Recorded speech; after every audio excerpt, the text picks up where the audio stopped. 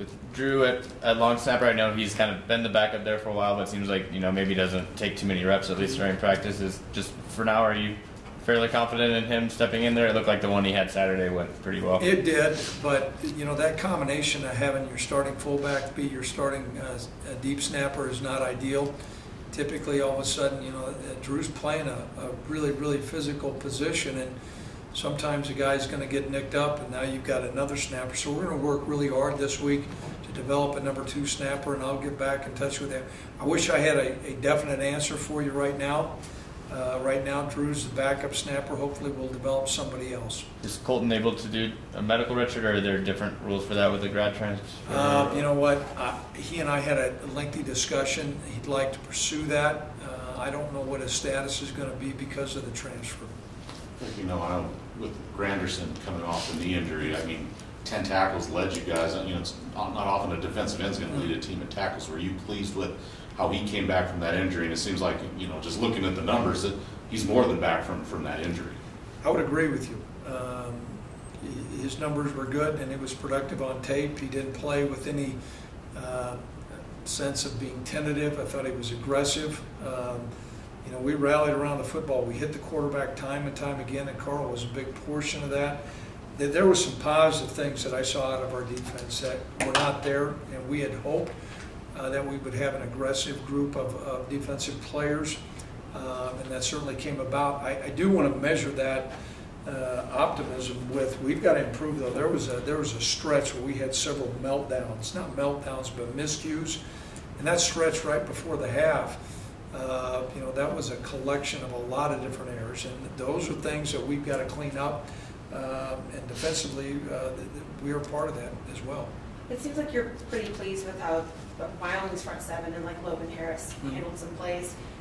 Moving forward, how do you want to see them tweak a few things, or whether that's reading plays or making tackles? Well, there's some technical things, and this front's going to be a little bit different this week. We're playing a 3-4 front as opposed to a 4-3 front. Iowa was pretty static, and we're going to see a different combination. We'll need to be a little bit more confident. I thought Logan snapped the ball well. Alonzo was fairly clean, but there was a couple errors that he made. There was 2 pretty significant miscues, errors that he made, so we got to clean that up. But I think physically, that group really looks good, and that group playing together during the course of this season gives us a great promise. You look at Gardner-Webb, you mentioned some things. Are they an option team? Are they pro style? That I know that you mentioned the quarterbacks, pretty good, but what do they do? Well, they operate out of a 3-4 front. They'll be solid up front with the front 7. Offensively, shotgun, option game, read zone, different combinations, some similarities to New Mexico. Quarterback is a dynamic player.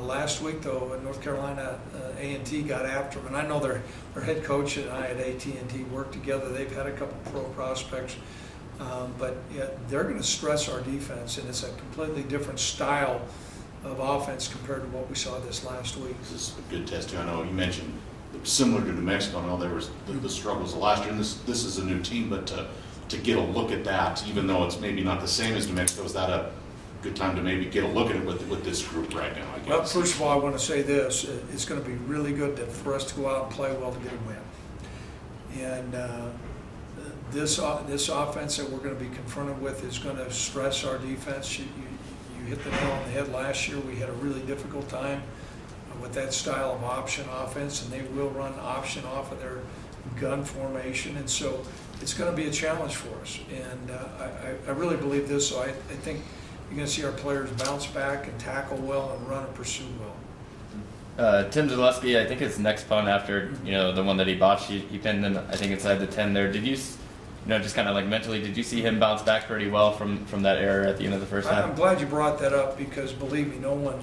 during that time feels worse than Tim Zaleski. And so when I think he's on the list to get interviewed today. I'd ask that, he did bounce back. And I gave him some encouragement right after the muff, and he nailed the inside. I think it was inside the 10 or inside the 20, which was a good punt. He needs to play better though, and he understands that. He's got a role on this football team, and I was encouraged to see him that environment, to go into a Big Ten environment for a rookie player, sometimes it's going to bring about some different feelings. And unlike me, like I said, if I tee off on a Cowboy Joe event, I'd probably muff the ball, and the next 3 times I muff it too. And he answered the bell and did better, a lot better than I would. Coach, you talked about your playmakers having to step up. There's always that fine line of them starting to press a little too much. I guess, how do you kind of balance that? Right. You know. Well, Josh and I had to talk about that too. Is Iowa's game plan was to keep the ball in front of them and come up and tackle well. And so sometimes when you look at that, you think, well, I've got to make something happen. I've got to make something happen. And he did force one ball where he got picked off. The screen pass that was picked off. Sometimes that comes out of collateral damage. But as a group, we need to let the game play out how it's supposed to play out, and not press. And many times, if you force things offensively, you got to take what the defense is giving you. And I want to commend Iowa. They had the net plays to their strength. They kept the ball in front of them and tackled really well. This week, we're going to see a different type of defense, and we'll need to attack that. Are you concerned with Josh's non-thrown shoulder? Is that more No. cautionary? Is it? It's you know what? It's sore. It's sore. He landed on it wrong. It was early in the game. He finished the game. He's got some soreness in there. He'll play Saturday. We're just going to make sure. I know you're tracking, okay, where all the guys are at, and I'm always pretty doggone forthcoming with you guys. He's probably not going to practice today, and he may not practice tomorrow. I think he'll return at least by Wednesday to make sure he gets those live reps that we're going to see him, and he'll play Saturday. This thing is just, it's been a while. Like you mentioned, you want to win a football game. It's been a while since this team won one. Is that the big motivation, no matter if it's Gardner-Webb or whoever you're playing? Is that kind of the sense you're getting from the group, even though it's early, that you just want to win a football game? Well, there's no doubt, and I think we want to play at home and win in front of our fans. If you looked last year, we had a heck of a record at home. We came up short once, but we won a lot of great games, and so it's going to be super running out. We're going to have a new entrance here.